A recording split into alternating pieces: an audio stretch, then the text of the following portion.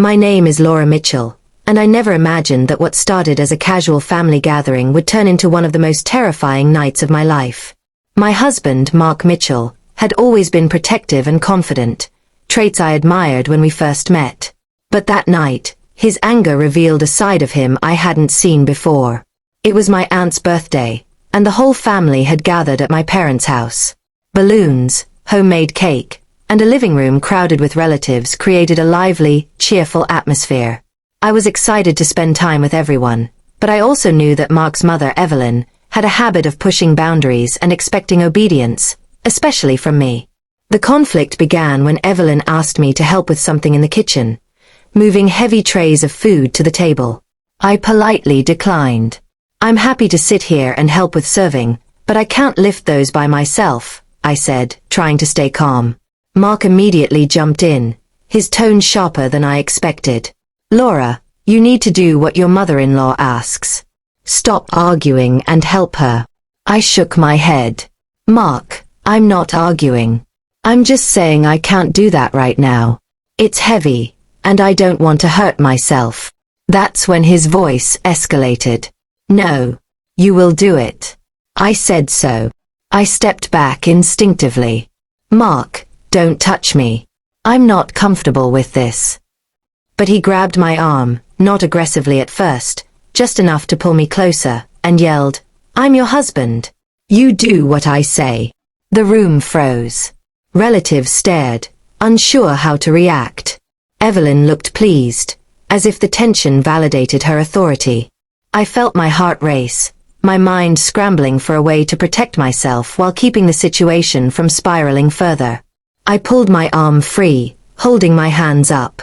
"Mark, this is unacceptable. You cannot treat me like this, not here, not in front of anyone." He took a step back, breathing heavily, his face red with anger. For a long, tense moment, we just stared at each other. I could feel the weight of everyone's eyes on me. Some relatives whispered, while others looked shocked and uncertain. Finally, I spoke calmly, trying to reclaim control. "I love you, Mark, but I will not be forced to do something I cannot safely do. If you want my help, it has to be voluntary, not through intimidation or physical force." The room was silent, and slowly he relaxed slightly.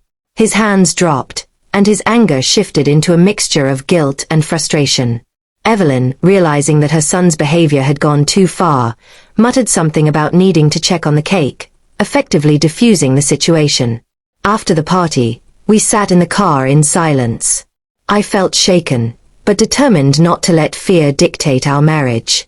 I looked at him and said firmly, "Mark, what happened back there cannot happen again.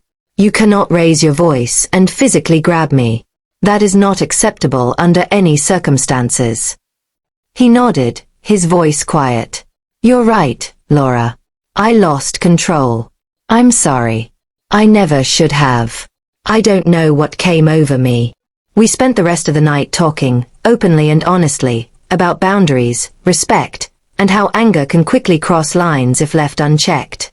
It wasn't easy, and it wasn't immediate, but it marked a turning point in our relationship. We began attending counseling, learning how to communicate without escalating, and how to ensure safety and respect in our marriage. That night taught me a vital lesson. No amount of family pressure or expectation justifies aggression. Standing firm, calmly asserting boundaries, and insisting on respect is not weakness, it is strength. And sometimes, the most important thing you can do for love is to refuse to tolerate abuse, even when it comes from someone you thought you knew.